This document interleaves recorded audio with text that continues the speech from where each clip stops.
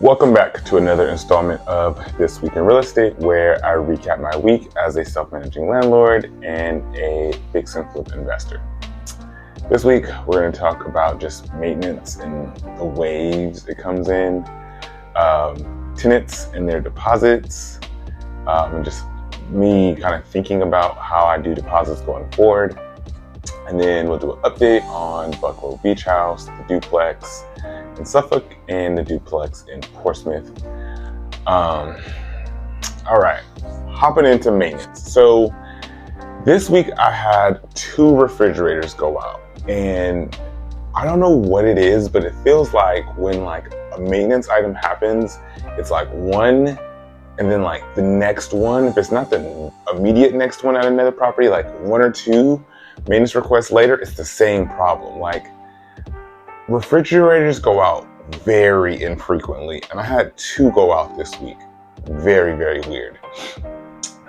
Does anyone else have like maintenance that comes in waves, like plumbing or refrigerators? Or is it just me? The second thing, I know we talked about one of the units that we had come available. We had someone go look at it as like a referral. That person applied late last week.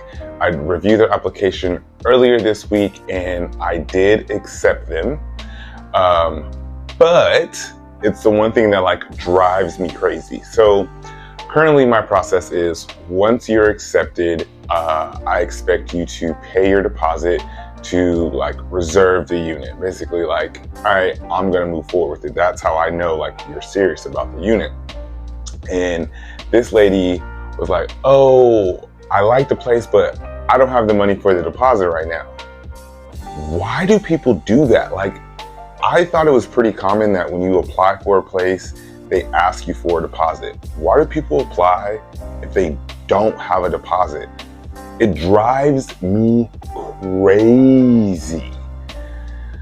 Either way, but it got me to thinking about this, right? So I don't know if I'm the only one. I'm pretty sure I'm not the only one that does the process like this, where you look for a deposit of 1 month's rent upon acceptance. But I'm kind of thinking about why we even take deposits as landlords, and it kind of doesn't make sense, right? For it to be paid at like acceptance.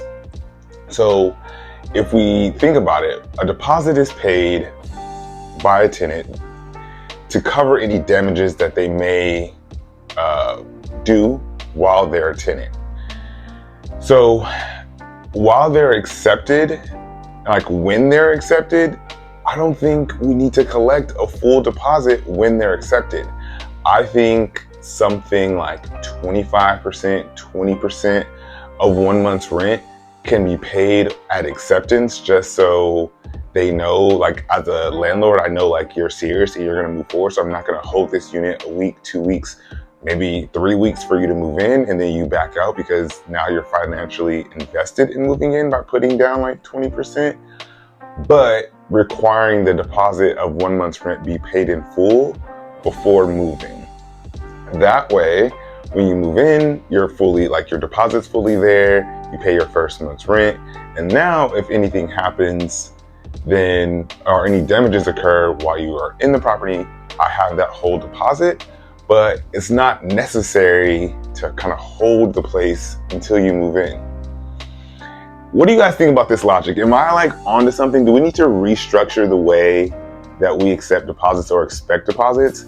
I think I'm going to, just because it doesn't make sense for deposits to be paid in full upon acceptance. Upon move-in, yes, not upon acceptance. Let me know what you guys think about that. I'm gonna change it up and kind of rethink and change the way that I do things in my business. What else happened? So we mentioned that the units in the Suffolk duplex are complete.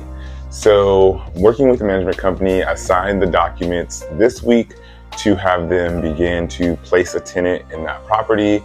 So hopefully they're able to do that within a couple weeks. The unit's fully renovated, stainless steel appliances, all the good stuff, in a neighborhood that's kind of like transitioning. So hoping they can fill that unit in a week, 2 weeks. So we'll see. But just by having like another company fill those units, it kind of takes that off my plate.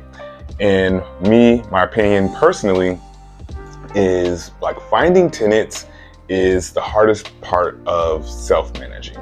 Once a tenant is in a unit, especially like a freshly renovated unit, the maintenance is pretty low, and then I have all the people to do maintenance. So once I find someone, if they have an issue, like I can usually get that issue resolved with a few text messages. But being a long distance landlord, especially, the hardest part is getting someone in. So I'm outsourcing that, and hopefully they can produce results fairly quickly. On the other side of the business where we flip, the duplex that fell out of escrow a couple weeks ago, we did have like a number of showings. No one put in an offer, but the number of showings that we have, like I have a number, like on average we have X amount of showings before we get an offer, and we're like 40% of the way there just this past week. So I'm confident that we'll get another offer. It's just getting the people through the door to kind of get in front of enough people to find the person that wants to make the offer. The Buckrow Beach House, drywall's up. It's all taped and mudded. All the trim went in this weekend, so we are set for paint this week. So we'll do paint, and then we'll be rounding the corner to floors. I feel like floors, windows, and like doors and all the final stuff is gonna be our last couple things. So making progress there.